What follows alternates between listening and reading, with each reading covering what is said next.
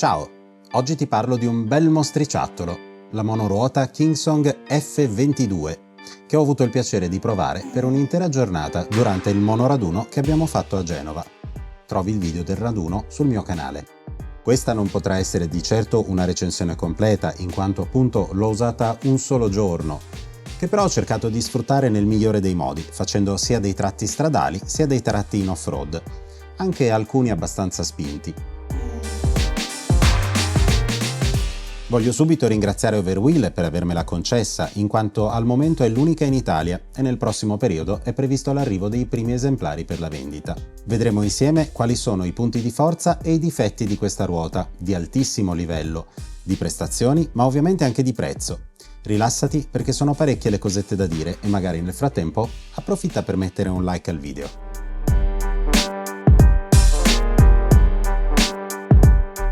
Partiamo dal primo impatto, l'aspetto estetico e stilistico. A livello di design non mi dispiace affatto, hanno fatto un gran bel lavoro. La Kingsong a mio avviso è sempre stata molto attenta all'estetica. Nell'insieme lo stile è coerente e armonioso. Salta subito all'occhio il design della maniglia frontale, sicuramente bello e costruito bene. Il sellino e i power pad sono solidi e ben disegnati. Il display a matrice LED non mi dispiace, un mix di futuristico e retro, anche se rimangono i problemi di leggibilità di alcuni numeri, come avevo già segnalato sul video dell'S16. Le luci frontale e posteriore sono in armonia con il resto. In questo caso sono riusciti a non essere troppo tamarri, almeno non ci sono strisce arcobaleno sparse. Arcobaleno sì, ma non sono sparse ovunque. Le pedane sono metalliche, forate e con i classici chiodini per il grip. La maniglia trolley è sul davanti, peccato, la preferisco dietro. Casse audio Bluetooth belle potenti e su questo la Kingsong è sempre stata la prima della classe. A livello estetico insomma la trovo molto valida, ma siamo nel campo assolutamente personale e anzi, fammi sapere se anche a te piace nei commenti qui sotto. Qualche nota meno positiva se entriamo nell'aspetto ergonomia. La prima cosa che mi salta all'occhio, ancor prima di averla provata, è questa maniglia metallica con i bordi metallici belli pronunciati. Loro dicono che è fatta apposta perché così in caso di impatto si piega e il metallo assorbe l'urto. A me sembra leggermente pericolosa qualora dovesse andare a sbattere con un minimo di violenza su qualcosa o qualcuno. Ed effettivamente è proprio tra le superfici più esposte ad un'eventuale collisione. Ecco, dovesse essere la mia ruota, probabilmente metterei dei gommini, orrendi, ma che almeno attenuano le conseguenze di impatti sfortunati. I materiali sono robusti, quasi completamente in metallo, e anche le parti in plastica danno una sensazione di solidità.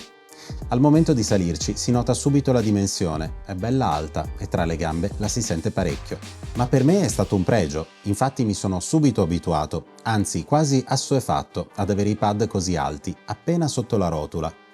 Tremendamente comodi sull'asfalto, più volte mi ci sono appoggiato, trovando un relax di marcia non da poco. Sempre parlando di ergonomia, però, non posso non trovare un altro difetto che a fine giornata mi ha fatto pensare. L'inclinazione delle pedane è fissa e parecchio inclinata a V.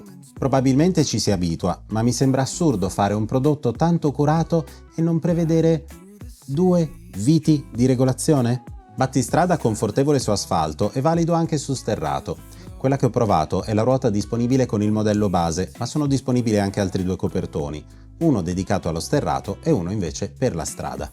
E veniamo ora al vero fiore all'occhiello di questa ruota, le 4 sospensioni posizionate negli angoli.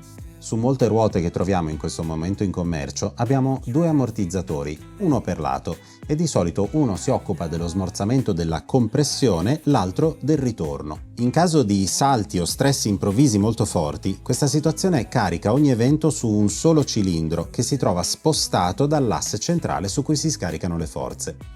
Su questa ruota il posizionamento delle sospensioni invece è bilanciato, in quanto ogni coppia di ammortizzatori sono in asse con il centro esatto della ruota.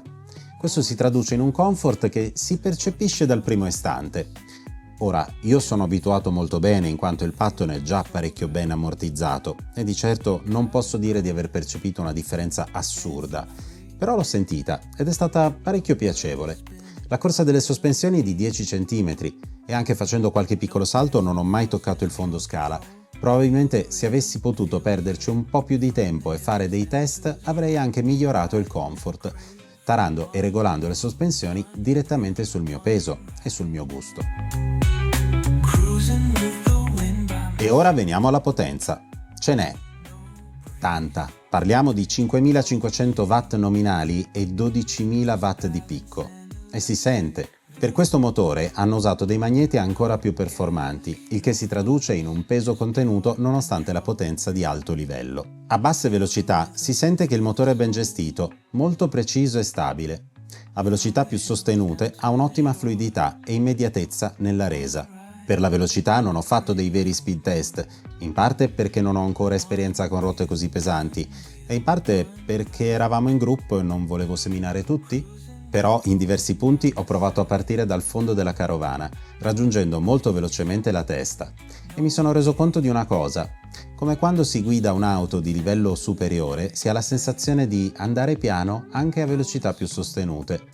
Il peso, la ruota grande, l'altezza, le sospensioni sono tutti fattori che contribuiscono a una bella sensazione di stabilità e comfort. Quando si viaggia al di sopra dei 25-30 km/h, la manovrabilità migliora parecchio e consente una guida precisa e affidabile. Non sembra più un bestione da 50 kg, diventa improvvisamente agile. In off-road, ripeto, non ho fatto cose pazzesche, ma si è comportata egregiamente. Sassi, gradini, discese ripide e salite non indifferenti, mangiate a colazione. Il tutto su un cuscino ammortizzato non da poco. Quello che però in strada mi ha dato il comfort, cioè la sua altezza, ruota grande, pad alti e soprattutto un peso non indifferente, in off-road mi ha fatto ogni tanto rimpiangere il mio Patton. Certo, anche una questione di abitudine, ma confrontandomi con persone anche più esperte di me, ho confermato quanto avevo intuito. Se con una ruota da 16 pollici hai l'agilità per dei piccoli cambi di direzione e puoi fare lo slalom tra sassi e buche, con questa da 18, il suo effetto giroscopico non da poco e i suoi 50 kg di massa, ecco, la cosa migliore è tirare una linea dritta, fregandosene di evitare ostacoli, anzi salendoci sopra. Un modo diverso di fare off-road, al quale non sono abituato e che forse mi toglierebbe un po' di quel gusto che trovo nei sentieri più aspri. Ma questo peso è dovuto sia ad ammortizzatori raddoppiati, sia ad una ruota più grande, ma anche ad un pacco batteria con una capacità di 3100 watt, con celle Samsung 50S, ad oggi le migliori come carica e scarica, il che ci porta ad un'autonomia dichiarata dalla casa di 180 km? Dai Kingsong, cerca di essere un po' più onesta su questo dato. Se il rider pesa 50 kg e percorre una strada in pianura a 20 km/h, forse, ma non puoi sparare sti numeri. Allora, io non ho potuto fare un calcolo preciso, so che alla partenza avevo un 80% abbondante e al rientro, se ricordo bene, circa una cinquantina di chilometri e un 40% restante. Verosimilmente mi aspetto un range effettivo tra i 100 e i 120 km, ma sono pronto a confermare o ribaltare questo risultato. Sempre parlando di batterie, abbiamo lo Smart BMS, quindi controllo delle celle costante e monitorabile dall'app. Protezioni e sensori per evitare sovraccarico, surriscaldamento, cortocircuiti, eccetera. Sul lato sicurezza dell'elettronica, Kingston non ci fa mancare nulla. Il caricatore da 176 volt a 10 A, un assorbimento di 1700 watt, ricarica la batteria in meno di 3 ore. Dimezzando i tempi, se ne mettiamo due in parallelo, 3400 Wh, in un'ora dovrebbe caricare completamente, più un po' per il bilanciamento. La ruota è IPX6, vuol dire che resiste molto bene a 100 litri d'acqua al minuto per almeno 3 minuti spruzzati a una bella pressione. Ben fatto! Finalmente siamo certificati contro acqua e pioggia anche di un certo livello. Rolling smooth, flying free, gliding through. Mi avvio alle conclusioni condividendo con te un pensiero che mi è sopraggiunto nei giorni successivi. Faccio fatica a trovare una risposta alla domanda: per quale utilizzo è stata pensata questa ruota? Perché da un lato ho l'ottima ingegnerizzazione delle sospensioni, che mi porta a pensare ad un uso off-road, mentre la sua stazza e la sua lunga percorrenza me la pone più facilmente sulla strada. Ecco, stiamo parlando di una ruota estrema che di certo non è indicata per chi inizia o per chi vuole fare solo qualche chilometro tra casa e lavoro. Io sono un po' al limite quando devo alzare i 40 kg del Patton. Questa nel baule non l'ho neanche provata a metterla. Quindi, per quale tipo di giro la vedo perfetta? Ecco, la risposta che mi sono dato è questa. In ambiente motociclistico la paragono a una cosa del genere. quindi perfetta per lunghi tragitti, magari anche più giorni divisi in tappe, con tratti prevalentemente stradali e pronta comunque a tutto, se ce ne fosse necessità. Un po' troppo pesante per portarla in treno, a meno che non siate in due. Quei 2 gradoni per caricarla su un Italo mi metterebbero angoscia. In auto prende tutto o quasi il bagagliaio e se hai un camper o ti doti di un elevatore o di una pedana bella robusta per il carico e lo scarico. Ecco, se hai in programma di fare degli endurance, allora te la straconsiglio. Invece come ruota della domenica io per il momento resto più sul 16 pollici, un po' più maneggevole. Direi che con questo è tutto. Presto porterò anche altre ruote che sto provando, che sono all'antipodo. Grazie di avermi tenuto compagnia, se il video ti è piaciuto, sai che c'è un solo modo per farmelo sapere, se ne hai modo dammi anche un po' di hype qui sotto. Aspetto la tua opinione su questa mostriciattola. Io ripeto, sono stato molto felice di averla potuta provare per un giorno intero, spero in futuro anche di poter ripetere l'esperienza. Anzi, siamo in attesa dell'F18, sempre della Kingsong, una ruota appena annunciata con delle novità particolarmente interessanti per il settore, che secondo me faranno anche un po' di scuola. Ci vediamo come al solito su questi schermi o a qualche raduno. Alla prossima!